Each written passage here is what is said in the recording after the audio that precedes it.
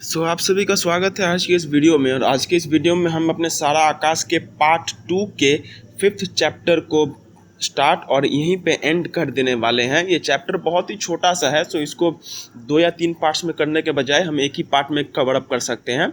आप सभी से रिक्वेस्ट है कि आप अपना रीडिंग मटेरियल अपने सामने में रख लीजिए, क्योंकि हम इसका लाइन टू लाइन एक्सप्लेनेशन आज करने वाले हैं।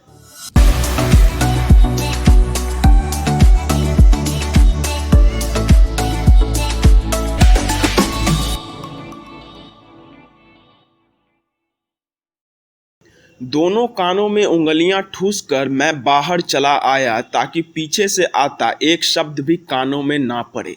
सांझ हो रही थी और गाय भैंसों का झुंड सारी सड़क के रिक्शा तांगों को एक ओर समेट धूल उड़ाता, गोबर फैलाता लौट रहा था।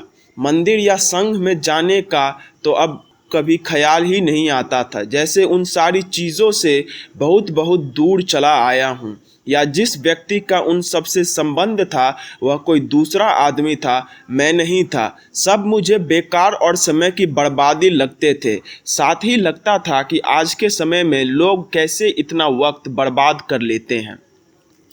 तो यहाँ पे हो क्या रहा है, इसके पहले के जो सीन है, इसके पहले के चैप्टर में हमने ये देखा था कि समर जो है वो दिवाकर के यहाँ जाता है, जहाँ उसकी मुलाकात शिरीष भाई साहब से होती है। और शिरीष भाई साहब से मुलाकात करके वो उनसे बातचीत करता है, लेकिन वो बातचीत ठीक तरीके से नहीं हो पाती है। मतलब वो बातचीत इस तरीके से होती है कि समर जो है वो बेसिकली उसमें बहुत ज़्यादा ऑफेंड हो जाता है, और फिर बाद में वो जैसे तैसे करके खुद को वहाँ से निकाल लेता है और दिवाकर को कहता है कि दिवाकर तू मेरे लिए कुछ नौकरी खोजना।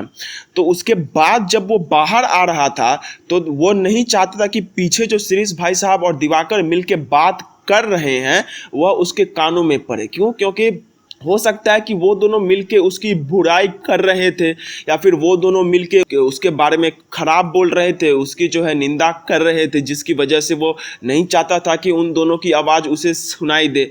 इसलिए वह अपने दोनों कानों में उंगली ठूस कर बाहर आ जाता है। और फिर वह शाम का समय का यहाँ पे हमें परिचय करवाता है कि सांझ हो रहा था और गाय भैंसों का झुंड जो है वह रास्ते पे जा रहा था और गोबर फैला रहा था। साथ ही रिक्शे और तांगे भी चल रहे थे, वो सब भी वहां पर धूल उड़ाते हुए जा रहे थे। समर पहले मंदिर या फिर किसी संघ में जाया करता था, लेकिन अब मंदिर और संघ में जाने का तो उसे ख्याल ही नहीं आता था, जैसे वो बहुत उन सब से दूर चला आया है। मतलब जैसे वो सब चीज़ें उसके लिए एग्जिस्ट ही नहीं करती है, इस तरीके से समर अब हो चुका था। सब मुझे बेकार और समय की बर्बादी लगते थे। साथ ही लगता था कि आज के समय में लोग कैसे इतना वक्त बर्बाद कर लेते हैं। अब समर ये कहता है कि मैं अब तो संघ जाता ही नहीं हूँ, और मुझे यह लगता है कि वह समर जो संघ जाया करता था वह तो कोई दूसरा ही व्यक्ति था, मैं नहीं था। और अब मुझे वह सब वक्त की बर्बादी लगती है, और साथ ही मैं यह भी सोच लेता हूँ कि लोग इतना वक्त आखिरकार बर्बाद कैसे कर लेते हैं। अपने उसी पार्क में आकर चुपचाप पड़ गया। यहीं तो विवाह के पहले दिनों में आकर लेटा करता था।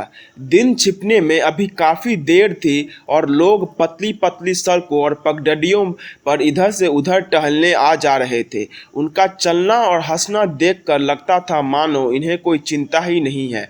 आया खिलखिलाते बच्चों को गाड़ियां में घुमाने ले जा रही थी। कभी कोई युवक और युवती आपस में घुल मिलकर और हंस हंस कर बातें करते चले जाते, तो पास के लॉन में निर्निमेष खुली आंखों से उन्हें देखता कि मन ही मन दांत किटकिटाया करता, साले कैसे निकल आए हैं, जैसे इन्हें खाने पीने की कोई चिंता ना हो, बाप कमा कर रख गया होगा। तो अब समर जो है वह पार्क में चला जाता है, जहां पर वह अपने शादी के शुरुआती दिनों में जाया करता था, जब वो ज़िंदगी से बहुत परेशान रहता था। और अभी भी समर की ज़िंदगी में ठीक वही परेशानी है जो कि शायद दोबारा आ चुकी है। इसीलिए समर फिर से अब उन्हीं सब जगहों पे जाया करता है जहां पर उसे पहले अच्छा लगता था जाना। इसीलिए समर जो है वह पार्क में जाकर चुपचाप वहाँ पर बैठ जाया करता था। और अभी जो है शाम होने, मतलब सूरज ढलने में बहुत अभी थोड़ा सा देर बाकी था। लोग जो है वहाँ पर इधर उधर टहल रहे थे, और उनका जो वहाँ पर ये जो टहलना था वह ऐसा लग रहा था कि मानो इन्हें किसी बात की चिंता ही नहीं है।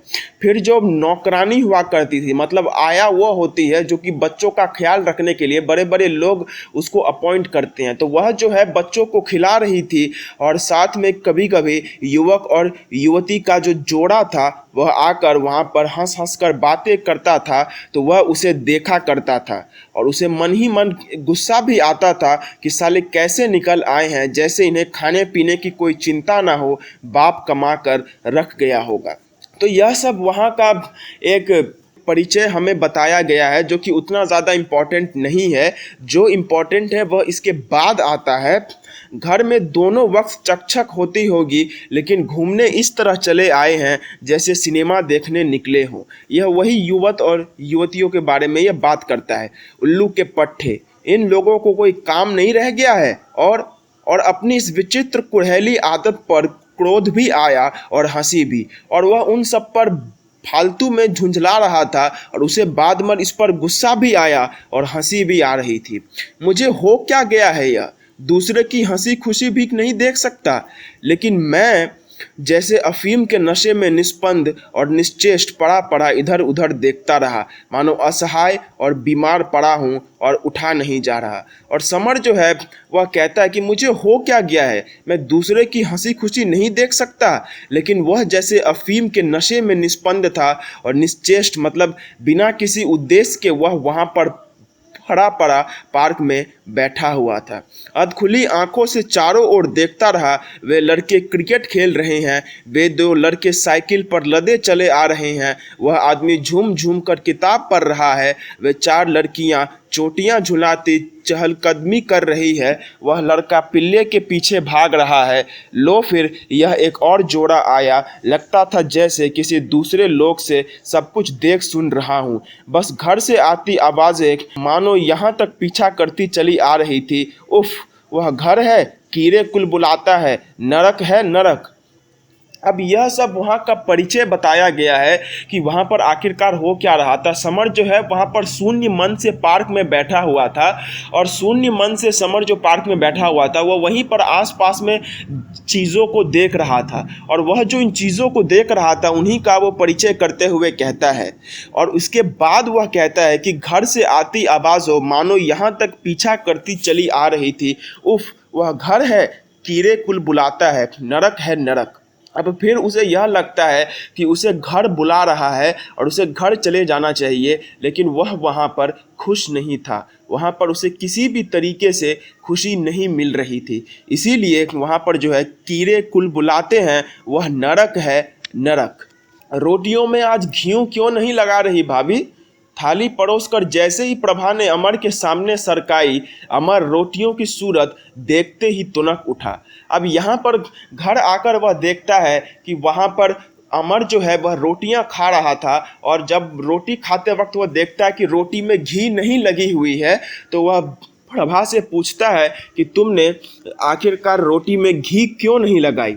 घी खत्म हो गया लाला जी, प्रभा ने मुलायम स्वर में बताया। फिर प्रभा बताती है कि लाला जी घी खत्म हो चुका है, इसलिए मैंने घी नहीं लगाया। अभी कल परसों ही तो शेर भर लाया था, खत्म भी हो गया? उसने तेज होकर पूछा। फिर अमर थोड़ा जोर करके कहता है कि अभी कल परसों ही तो लाया था और इतना जल्दी खत्म हो गया? था ही कितना। प्रभा काम में लगी रही, इसलिए बिना ध्यान दिए ही बोली, अब तुम देख ही रहे हो घर में ही काम आ रहा है। फिर प्रभा बोलती कि था ही कितना, और तुम तो देख ही रहे हो कि घर में ही तो काम आ रहा है, किसी बाहर वाले के काम में तो नहीं आ रहा है। अमर को यह शायद अपनी उपेक्षा लगी। उसने उद्भट भाव से कही, यों क्यों नहीं कहती कि सारा अपने खसम को चटा दिया?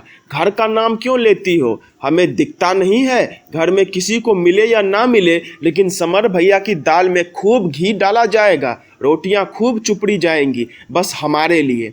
अब समर जब यह सब देखता है तो उसे इस बात पर गुस्सा भी आ जाता है, क्योंकि जब प्रभा ने अमर को बताया कि घी तो ख़त्म हो चुका है, और घी ख़त्म इसलिए हुआ क्योंकि घर में ही इस्तेमाल हुआ, तो उस पर अमर को लगता है कि वह उसकी बेइज्जती कर रही है। इसीलिए अमर प्रभा से कहता है है कि यूं क्यों नहीं कहती कि सारा अपने पति को ही खिला दिया, घर का नाम क्यों ले रही हो, हमें क्या कुछ दिखता नहीं है, हमें भले ही घी का एक बूंद भी ना मिले, लेकिन समर भैया के दाल में तो खूब घी डाला जाता है, रोटियों में तो खूब घी लगाया जाता है बस हमारे लिए। और इसके बाद वह कुछ बोलता उसके पहले ही समर बोल पड़ता है।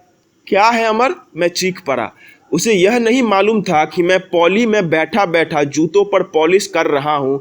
मैं चिंगारी निकालती आंखों से उसे यूं ही घूरता हुआ एक हाथ में ब्रश और एक हाथ में जूता लिए रसोई में आ खड़ा हुआ। फिर वह पूछता है कि क्या है अमर? मैं चीख पड़ा। वो चीख से कहता है, फिर वह कहता है कि अमर को शायद यह बात नहीं पता थी कि मैं वहीं पर बैठा बैठा जूतों में पॉलिश लगा रहा हूँ। मैंने चिंगारी भरी आंखों से उसे देखा और एक हाथ में जूता लिए मैं रसोई में आ गया। मुझे देखते ही वह सकपका कर चुप हो गया। रोटी के बहुत छोटे छोटे कौर चुगने लगा और समर को देखते ही अमर जो है वह डर के मारे सकपकाने लगा और रोटी के छोटे छोटे टुकड़े करके खाने लगा। वह बैठा था, मैंने एक जोर की लात उसकी पीठ पर मारी और कहा, बेशर्म, बात करने की तमीज नहीं है, लगा मुंह में है ही नहीं, जो जी में आया सो बक दिया। मैट्रिक में पढ़ते हैं ये।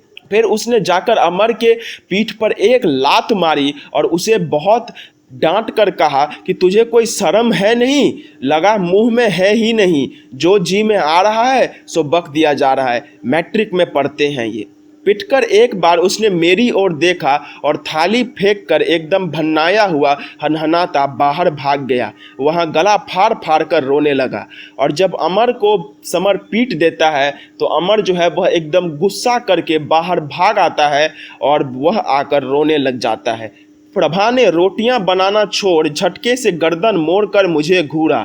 तुम यहाँ बैठे बैठे सारी बातें सुनते रहते हो, बड़े आए हिमायत लेने वाले, जाओ यहाँ से बाहर। जूता लिए चौके में चले आए। फिर प्रभा जो है वो वहाँ पर आती है और समर को डांटती हुई, हल्की सी डांटती हुई कहती है कि तुम्हें यहाँ पर आने का क्या ज़रूरत था, तुम जाओ अभी यहाँ से बाहर। मैंने गला फाड़ कर कहा, चुप रहो, ये इतना बड़ा हो गया है, इसे बात करने का कायदा नहीं आता। तभी सारा दम लगाकर अम्मा वहां अपनी चारपाई से चीखी, क्यों रे समर के बच्चे, इधर तो आ जरा, बस तेरी ही वह बहू लगती है, किसी और की कुछ नहीं लगती। अब इतना सब कुछ हो ही चुका था कि उसमें और दाल में तड़के लगने जैसा बात हो गया और अम्मा ने भी उसमें जो है अपना बात छेड़ दिया। वह कहती है कि क्यों रे समर के बच्चे, इधर तो आ जरा, बस क्या वह तेरी ही बहू लगती है, किसी और की कुछ नहीं लगती। जूता पॉली में फेंका और धड़धड़ाता हुआ अम्मा के सामने जा पहुंचा। दूसरी ओर खड़ा खड़ा अमर रो रहा था। फिर समर जूता फेंक कर अम्मा के पास चला जाता है।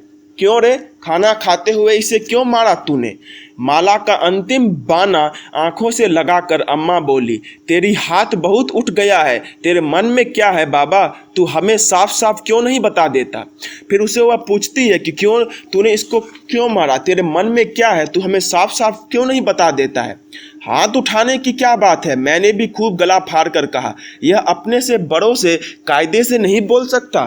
फिर समर कहता है कि हाथ उठाने की इसमें क्या बात है, यह क्या अपने बड़ों से ठीक तरीके से बात नहीं कर सकता? मैंने क्या बदतमीजी से बात की, बताओ ना।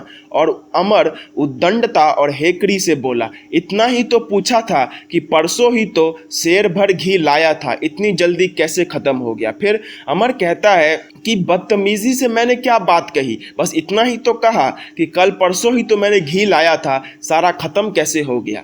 सामने ही सामने झूठ बोलता है। अम्मा की शेखी में बहुत ज्यादा मत रहना अमर, अभी तो मैं गया भी नहीं हूँ। मैं एक हाथ में ब्रश लेकर उस पर झपटा और फिर समर जो उस पर झपट कर कहता कि तू सामने सामने ही झूठ बोलता है, अम्मा के सामने साना बनने की कोशिश मत कर। खबरदार जो लड़के पर हाथ उठाया, अम्मा ने गरज कर डांटा। अभी तो मैं जिंदा हूँ, देखती हूँ मेरे रहते कैसे उसकी तरफ टेढ़ी नज़र से देखता है। अब तो तुझे हम दुश्मन लगते ही होंगे, हम तो तेरे इन लक्षणों को पहले ही जानते थे। देखो कोई उस काले सिरवाली के लिए भाई पर हाथ उठा रहा है और मैं पूछती हूँ तुझे शर्म नहीं आ रही जो तू उसे शर्म की सीख दे रहा है? किस मुंह से यह सब कह रहा है? अच्छा तू बोलने लगा अपनी फुलंदी रानी से, तूने तो सारा आसमान सिर पर उठा लिया। रोज एक ना एक उपद्रव, रोज एक ना एक उद्यम। इससे अच्छा तो जब बोलता नहीं था तभी था। अब यहाँ पर हम सिंपली देख सकते हैं कि जैसे घर में जो आपसी झगड़े होते हैं वह वैसा ही एक आपसी झगड़ा यहाँ पर हो चुका है। और उसी में जो हमारी अम्मा है, अम्मा ने अपना तड़का लगा दिया है। अब यहाँ पे हम वही सब कुछ देखते हैं जो कि नॉर्मल किसी भी घर में झगड़ा होने पर होगा, जो कि अम्मा कहती है कि मैं तो देख ही रही हूँ कि तुम कैसे यहाँ पर बिहेव कर रहे हो। खबरदार जो मेरे लड़के पर हाथ उठाया। अभी तो मैं जिंदा हूँ, देखती हूँ मेरे रहते तू कैसे उसकी तरफ टेढ़ी नज़र करके देखता है। अब तो तुझे हम दुश्मन ही लगते हैं। हम तो तेरे इन लक्षणों को पहले से ही जानते थे। देखो भाई, उस औरत के लिए यह अपने भाई पर हाथ उठा रहा है। और मैं पूछती हूँ, तुझे यह सब करते हुए शर्म नहीं आती? जो हमें शर्म की सीख दे रहा है, किस मुंह से यह सब कह रहा है? अच्छा, तू बोलने लगा अपनी फुलंदी रानी से तो तूने तो सारा आसमान सिर पर उठा लिया। रोज एक ना एक बहाना तू मार देता है, रोज एक ना एक झगड़ा घर में हो तू करने लग जाता है। इससे बढ़िया तो तभी था जब तू बोलता ही नहीं था। बोलता नहीं था तभी तो ये सारे के सारे सिर पर चढ़ गए हैं। कोई किसी को कुछ बदता ही नहीं। तमीज सलीका किसे कहते हैं कोई जानता ही नहीं। मैंने जवाब दिया। फिर समर कहता है कि मैं नहीं बोलता था इसीलिए तो सबका मन इतना ज़्यादा उभर गया है। मैं जो प्रभा से नहीं बोलता था इसीलिए तो सभी को लगता था कि समर भैया भी प्रभा को उसी नज़र से देखते हैं जिस नज़र से हम देखते हैं। उस समय मैं कुछ बोलता नहीं था, इसीलिए तो यह सब सर पे चढ़ गए हैं। अब जब मैं बोलने लगा हूँ तो सबको खराब लगने लग गया है। हाँ हाँ भैया, हम तमीज़ सलीका काहे को जानेंगे? वे तो तूने एक दिन में उस कलमुही से सीख लिया ना। गुरु तो तुझे अब मिली है। लो, अब लाडला हमें तमीज़ सलीक सिखाने चला है। कल तक पैदल चलना नहीं जानता था, तब तमीज़ सिखाने वाले नहीं आई, अब आसमान पर उड़ने लगा। धरती पर चल बेटा, धरती पर। बेशरम वह है या तू कि जब देखो तब बहू की आड़ लिए चले आ रहे हैं। ना माँ का ख्याल ना बाप का ध्यान। तेरे लिए छोटा बड़ा कोई रह ही नहीं गया है। हम तो। और अब अम्मा रोने लगी। फिर वही जो अम्मा का नॉर्मल बातचीत होने को था कि अब हमारा बेटा हमें जो है तमीज़ सलीक सिखाएगा। ऐसे दिन हमारे आ चुके हैं। कल चलना नहीं जानता था, वही बेटा आज हमें सिखाने को आया है। धरती पर चल बेटा, धरती पर। बेशरम वह है या तू कि जब देखो तब बहू की आड़ लिए चला आ रहा है। अब वह कहती है कि बेशरम अमर है या फिर तू, यह तो तुझे ही देखना पड़ेगा कि तू हमेशा ही बहू की आड़ लिए चला आता है। तू हमेशा ही बहू का पक्ष लिए चला आता है। तुम तो कुछ सोचो मत, और अगर दूसरा कुछ कहे तो बहू की आड़ हो गई। अब महीनों हो गए हैं, ख्याल है कि कब खाती है कब सोती है। एक कपड़ा मांगा सो दुनिया भर का महाभारत। भाभी क्या कुछ भी करने लायक नहीं है? लेकिन नहीं, वो क्यों करेंगी? वह तो बड़ी बहू है ना, सास की जगह। सो वह तो रानी है, बाकी सब दासियाँ। अब इस पर समर और भड़क जाता है और वह कहता है कि नहीं, मैं क्यों बोलूँगा, तुम तो कुछ सोचो ही मत। और अगर दूसरा कोई सोचे तो यह कह दो कि वह तो बहू की आड़ में आ रहा है। अरे महीनों हो गए हैं, किसी को ख्याल भी है कि वह कब खाती है कब सोती है? एक कपड़ा तो मैंने जो तुमसे मांग लिया, सो तो तुम लोगों ने इतना बड़ा महाभारत कर दिया। और भाभी क्या कुछ नहीं कर सकती है? भाभी क्या कुछ करने लायक नहीं है? लेकिन भला वो क्यों करेंगी? वह तो बड़ी बहू है, सब कुछ तो छोटी बहू को ही करना है। दासी वह काहे को, दासी तो हम हैं। जिंदगी भर ठेक ठेक कर खिलाया, अब और खिलाएंगे। पहले एक को खिलाया, अब दो दो को खिलाएंगे। रोती बच्ची को जबरदस्ती खाट पर पटक कर भाभी भी मोर्चे पर आ डटी। अब भाभी भी इस मैटर में एंट्री ले लेती है। वह कहती है कि दासी वह क्यों है, दासी तो हम हैं। जिंदगी भर ठेक ठेक कर खिलाया, अब और खिलाएंगे। पहले एक को खिला रहे थे, अब दो दो को खिलाएंगे। मतलब वो यह कहती है कि पहले तो सिर्फ मुझे ही लोग खिलाया करते थे अब इस घर में, अब उसे भी खिलाया करेंगे। और उसी तरीके से वह रोती बच्ची को खाट पर पटक देती है और मोर्चे पर आ जाती है। भनभनाती हुई वह सीधी चौके में पहुंची और प्रभा को जबरदस्ती उसके पटरे से खींचती हुई बोली, हटो बहू रानी, तुम्हें तकलीफ हो रही होगी, मैं बनाती हूँ। और वह गुस्से में आती है और जाकर प्रभा को धक्का देते हुए कहती है कि तुम हटो बहू रानी, तुम्हें तो तकलीफ हो रही होगी, अभी मैं खाना बनाऊंगी। बना तो रही हूँ मैंने तुमसे कुछ कहा तो तुम मुझे कहो, मुझसे क्यों नाराज हो रही हो? अब फिर प्रभा कहती है कि मैं तो बना ही रही हूँ, मैंने तुमसे क्या कुछ कहा है जो तुम मुझसे नाराज हो रही हो?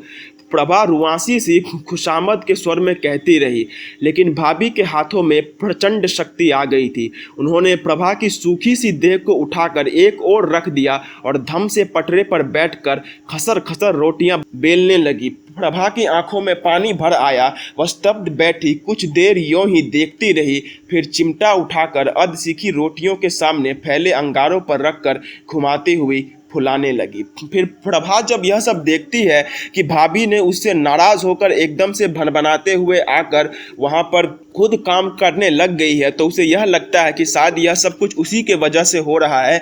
अगर उसने यह नहीं बोला होता कि घी परसों ही खत्म हो गया और वह चुपचाप रह जाती, तो शायद इतना कुछ नहीं होता है। और वह नीचे बैठकर अब रोटियां जो है वह उसे घुमाने लग जाती है।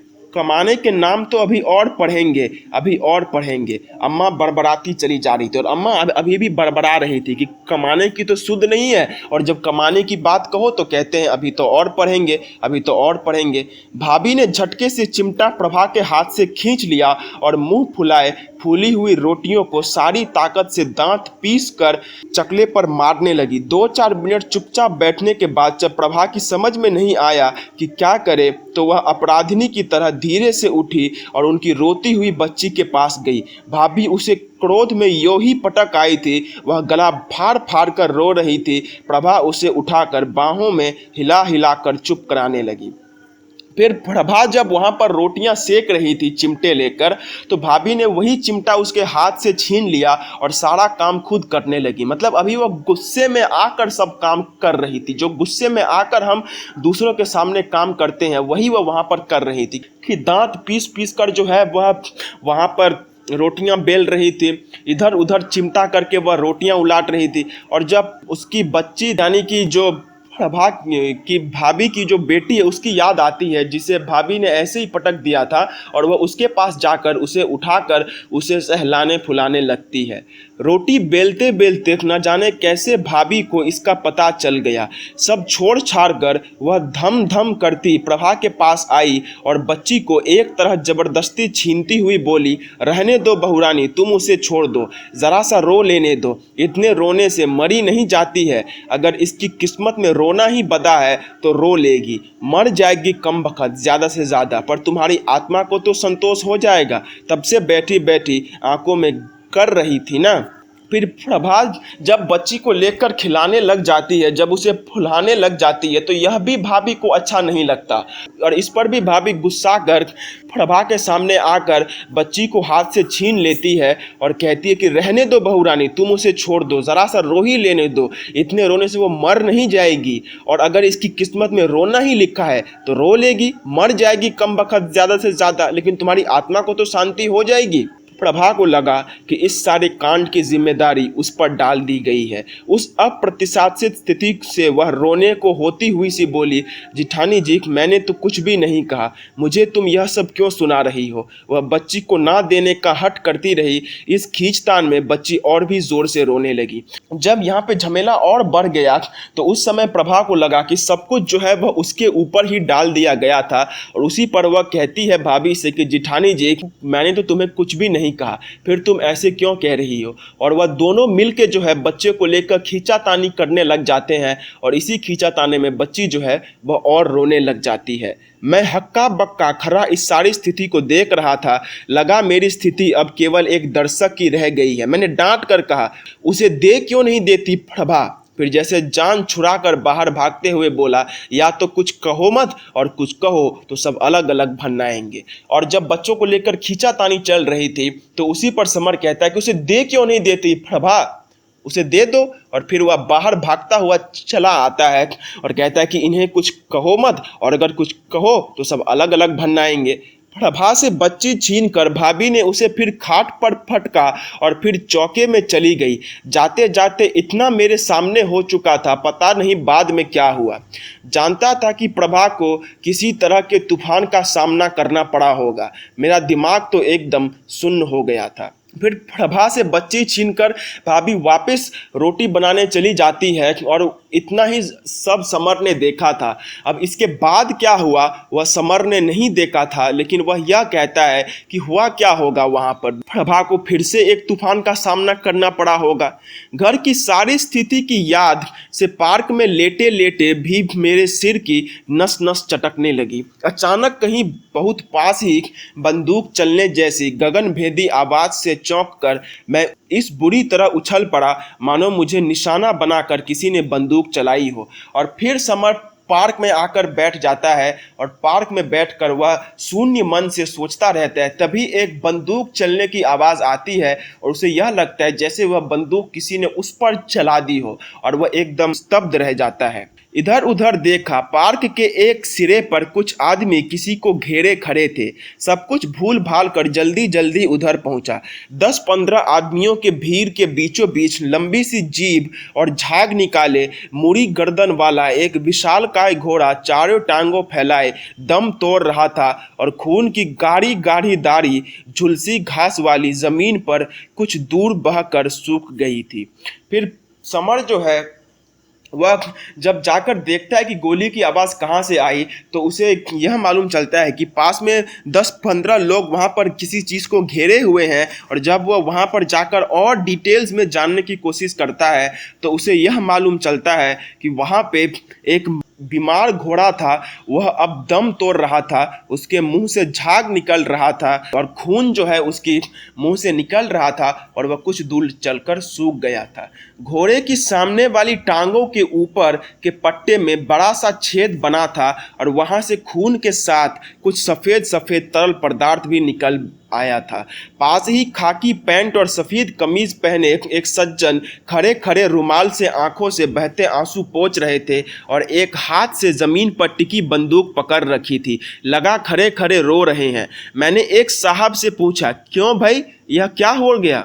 उसने अफसोस से बताया, दरोगा जी का घोड़ा है, इससे वह बहुत प्यार करते थे। अब बहुत दिनों से बीमार था, ठीक ही नहीं हो रहा था, सो मार दिया। फिर जब वहां पर वह देखता है तो घोड़े की जो सामने वाली टांग के ऊपर के जो पट्टे थे उसमें एक बहुत बड़ा छेद था और उस छेद में से खून के साथ साथ कुछ सफ़ेद तरल पदार्थ भी निकल रहा था। और जब उसने और पास होकर देखा तो उसे वहां पर दरोगा जी दिखाई दिए और उसने जब पूछा कि क्या हुआ है तो उसे एक आदमी ने बताया कि यहाँ पर यह दरोगा जी का घोड़ा था, बहुत दिनों से बीमार था लेकिन ठीक नहीं हो रहा था, सो इसे दरोगा जी ने मार दिया। अच्छा प्यार करते थे, बीमार था सो मार दिया, जिंदगी भर सवारी की और अब जब बीमार हो गया तो मार दिया। एक दिन यूं ही बूढ़े बाप को भी मार देंगे, मैंने घृणा और गुस्से से मुंह बिचका कर कहा। और इसी पर समर कहता है कि हो, इतने दिनों तक उसकी सवारी कर ली, सब कुछ उसके साथ कर लिया और जब सब कुछ हो गया तो उसे मार दिया। जब वह एक बर्डन बन गया तो उसे मार दिया। ऐसे ही अपने बूढ़े बाप को भी किसी दिन मार देंगे। और भी जाने क्या क्या कहता कहता तभी उस आदमी ने तिरस्कार से मेरी तरफ देखकर कहा, और जब बाकी सारी जिंदगी तड़पता और कष्ट पाता रहता तब ठीक था, अब 1 मिनट की तकलीफ हुई और बेचारा सारे दुखों से छुटकारा पा गया। किसी से कष्ट देखा जाता है, किसी से नहीं। और जब समर यह कहता है कि हाँ, अपने बाप को भी किसी दिन मार देगा, तो उसी पर वह आदमी रिप्लाई करते हुए कहता है कि मार दिया यह बात तो समझ में आती है, लेकिन यही और अगर पीड़ा वह सहता, अगर उसे और ज़्यादा दुख होता तो वह तो और ठीक नहीं था। वह जो जिंदगी भर कष्ट झेलता उससे बढ़िया तो यही है कि वह अभी 2 मिनट के लिए कष्ट झेल रहा है, उसके बाद वह जिंदगी भर सुख भोगेगा, उसे वह सारे दुखों से मुक्ति मिल जाएगी। मैं चुप होकर खिसियाना सा वहां से लौट आया। अलग जाकर मैंने अपने ठस माथे पर 2-3 बार हाथ मारा। यह मेरे दिमाग को आखिर हो क्या गया है, ज़रा सी बात समझ में नहीं आती। बिल्कुल ठीक ही तो है, दरोगा जी ने क्या गलती की। उसी तरह उस दिन सीरीज की बातों में भी मेरी समझ में नहीं आ रही थी। बेचारा बिल्कुल ठीक ही तो बता रहा था, मेरे ही दिमाग कुंद हो गया है। फिर जब समर यह बात सोचता है तो उसके मन में एक हलचल होती है और वह वहाँ से घूम फिर कर आता है और वह कहता है कि हाँ, दरोगा जी ने गलत ही क्या किया है। उसे एक सारी भर अब कष्ट सहनी पड़ती। उससे बढ़िया यही है कि 2 मिनट का कष्ट सहा और 2 मिनट का कष्ट सहने के बाद अब उसे जिंदगी भर के लिए कष्ट से छुटकारा मिल गया है। उस दिन सीरीज की बातें भी मेरी समझ में नहीं आ रही थी। बेचारा बिल्कुल ठीक ही तो बता रहा था, मेरा ही दिमाग जो है वह खराब हो गया है। रात को 10 बजे जब मैं घर लौटा तो मेरी समझ में ही कुछ भी नहीं आ रहा था। लगा सिर में या तो गोबर भरा है या कुछ है ही नहीं, बस माथे में जोर का दर्द हो रहा था। घर में बिल्कुल सन्नाटा था, सब लोग सो चुके थे, किवाड़ भिड़े हुए थे। भाई साहब या बाबूजी अभी तक बाहर से नहीं आए थे। मैं चुपचाप ऊपर छत पर चला आया। फिर जब समर घर में आता है तो देखता है कि घर में एकदम शांत माहौल है। उसके माथे में बहुत ज़्यादा दर्द हो रहा था और उसे यह लग रहा था कि सिर में या तो गोबर भरा हुआ है या फिर कुछ है ही नहीं। घर में बिल्कुल सन्नाटा था, सब लोग सो चुके थे, किवाड़ भिड़े हुए थे।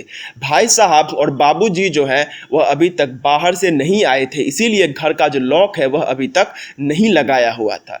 मैं चुपचाप ऊपर छत पर चला आया। अप्रैल बीत चुका था, सब लोग ऊपर छतों पर ही सोए थे। अपनी कोठरी में आकर बिना कपड़े उतारे ही एक और बिस्तरे पर जा पड़ा। भीतर गर्मी और उमस थी, आंखों में नींद का नामो निशान नहीं था। बस यूं ही सूनी आंखों से छत को देखता रहा। अब जो है अप्रैल बीत चुका था, जितने भी लोग थे वह सब छतों पर ही सो गए थे और अपनी कोठरी में आकर बिना कपड़े उतारे ही मैंने एक और बिस्तर पर मैं जा पड़ा। भीतर गर्मी और उमस थी, आंखों में नींद का नामो निशान नहीं था। बस यूं ही सूनी आंखों से छत को देखता रहा। और समर जो है वह पहले अपने घर में जाकर सोने की कोशिश करता है, लेकिन वह घर में जाकर नहीं सो पाता और वह ऊपर में जाकर सोने के लिए चला जाता है। तभी ना जाने किधर से प्रभा मेरे पास आकर बैठ गई। डरते डरते बाह छूकर बोली, खाना नहीं खाओगे? फिर प्रभा पास आती और पूछती है कि तुम क्या खाना नहीं खाओगे? मुझे उसका चेहरा दिखाई नहीं दे रहा था। भीतर से कहीं इसी क्षण के लिए आशंकित था। बिना कोई भाव दिखाए या हिले डुले बोला, नहीं, तुमने खा लिया? और फिर समर जो है वह प्रभा से कहता है कि नहीं, क्या तुमने खा लिया? फिर प्रभा कहती है कि नहीं। उसने मेरे हाथ माथे पर हथेली रख कर कहा और मैं सहसा प्रभा की गोद में मुंह गर्रा कर फपक उठा। प्रभा, प्रभा बताओ हम क्या करें, कहाँ चले जाएं? और फिर समर को अपने इस सब के ऊपर में बहुत ज़्यादा दुख हो रहा था कि उसकी ज़िंदगी में आखिरकार यह अचानक हो क्या गया है। एंड मैं आपको एक बात बता देना चाहता हूँ, वह यह है कि समर अभी बहुत ज़्यादा इंटेंस डिप्रेशन से गुजर रहा है, जो कि मैं आपको इस पाठ के ख़त्म हो जाने के अंत में बताऊंगा कि समर बहुत अभी इंटेंस डिप्रेशन से गुजर रहा है। और उसी डिप्रेशन का कारण है कि समर इस तरीके से बिहेव कर रहा है। इसीलिए उसे समझ में नहीं आता। वह कभी बहुत ज़्यादा हंस पड़ता है, तो वह कभी बहुत ज़्यादा रो पड़ता है, तो वह कभी बहुत ज़्यादा गुस्से में आ जाता है, तो वह कभी बहुत ज़्यादा अपने आप को अकेला पाता है। और यही कारण है कि जब वह प्रभा के पास आता है तो उसे यह लगता है कि उसे कोई अपना मिल गया है। और इसीलिए वह जो है अब प्रभा के पास जाकर कहता है कि प्रभा, तुम मुझे बताओ मैं आखिरकार क्या करूं, मुझे कुछ समझ में ही नहीं आ रहा है। और इसी तरीके से यहाँ यह पाठ खत्म हो जाता है। और मैं परसों जो है मैं आपका जो 6th चैप्टर है मैं उसके 2 वीडियोस डालूंगा। ये मैं आपको गारंटी के साथ कहता हूँ, क्योंकि यह जो अगला चैप्टर है यह हमारे सारा आकाश का सबसे लंबा चैप्टर है। एंड इसको एक वीडियो में कंप्लीट कर पाना बिल्कुल भी पॉसिबल नहीं है। यह 18 पेजेस का चैप्टर है, तो मैंने सोचा है कि मैं 6-6 पेज करा के मैं इसको 3 पार्ट्स में कंप्लीट करवाऊंगा। और उसके जो पहले के 2 पार्ट्स हैं वो मैं परसों को सुबह में और परसों को शाम को आप सभी के सामने डाल दिया करूंगा। एंड मैं आपको एक बात कह देना चाहता हूं, और वो यह है कि आई नो कि सारा आकाश में मैंने बहुत बहुत बहुत लेट किया है, बट मैं भी अपने तरीके से बहुत ज़्यादा मजबूर हूँ। मैं भी कोई इंडिपेंडेंट टीचर नहीं हूँ एंड मैं टीचिंग करता हूँ, but Hindi is not my, मतलब मेरा हिंदी उन सब्जेक्ट्स में नहीं आता है जिनको मैं पढ़ाता हूँ। मुझे हिंदी का नॉलेज है, इसीलिए मैंने सोचा कि क्यों ना आप सभी के लिए हिंदी को पेश किया जाए। हिंदी मेरे टीचिंग सब्जेक्ट्स में नहीं आता है। एंड इसीलिए हिंदी के लिए वीडियोस बनाना मेरे लिए बहुत मुश्किल था। लेकिन अभी आपके एग्जाम्स को अभी भी लगभग में 2 हफ्ता है, एंड मैं आपको गारंटी के साथ कहता हूं कि इन 2 हफ्तों में मैं आपका सारा आकाश पूरा का पूरा कंप्लीट करवा दूंगा। बस आप सबसे यही रिक्वेस्ट है कि जैसे फर्स्ट सेमेस्टर के कुछ दिनों में आपने जो सपोर्ट दिखाया था कि हमने 2 से 3 दिनों में ही हमने अपने 4000 वॉच टाइम को क्रॉस कर लिया था, ठीक वैसा ही आप सभी से रिक्वेस्ट है कि प्लीज़ आप लोग हमें उसी तरीके से सपोर्ट कीजिए। और इस बार जो हमारा सब्सक्राइबर जो कि अभी 600 के आसपास में है, उसे आप 1000 के आसपास में पहुंचा दीजिए, क्योंकि जब वो सब्सक्राइबर 1000 के आसपास में पहुंच जाएगा तब हम थोड़े से मनीटाइज हो जाएंगे, तब हम भी यूट्यूब से इनकम करने लग जाएंगे, एंड देन हम आप सभी के लिए और भी अच्छे तरीके से वीडियोस ला पाएंगे। इसीलिए आप सभी से रिक्वेस्ट है कि आप सभी हमारे लिए सपोर्ट बनाए रखें और हम आप सभी का कोर्स बिल्कुल ही कंप्लीट करवा देंगे। तो धन्यवाद आप सभी का, खुश रहिए और पढ़ाई करते रहिए। तो गाइस आशा करता हूं कि ये वीडियो आपके लिए हेल्पफुल रही होगी, और अगर ये वीडियो आपके लिए थोड़ी सी भी हेल्पफुल रही होगी तो प्लीज इस वीडियो को एक बार लाइक जरूर कर दीजिए। और अगर आप ऐसे वीडियोस और भी फ्यूचर में देखना चाहते हैं तो चैनल को सब्सक्राइब करके बेल आइकन को जरूर प्रेस कर लीजिए। और अगर आपके कुछ भी डाउट्स, क्वेरीज या फिर क्वेश्चंस हैं उनको कमेंट सेक्शन में कमेंट जरूर कीजिए। एंड अगर आपके कुछ ऐसे दोस्त हैं जो कि इससे कुछ हेल्प पा सकते हैं तो ये वीडियो आप उनको भी प्लीज जरूर शेयर कर दीजिएगा। तब तक के लिए do take very good care of yourselves and bye bye and जय हिंद।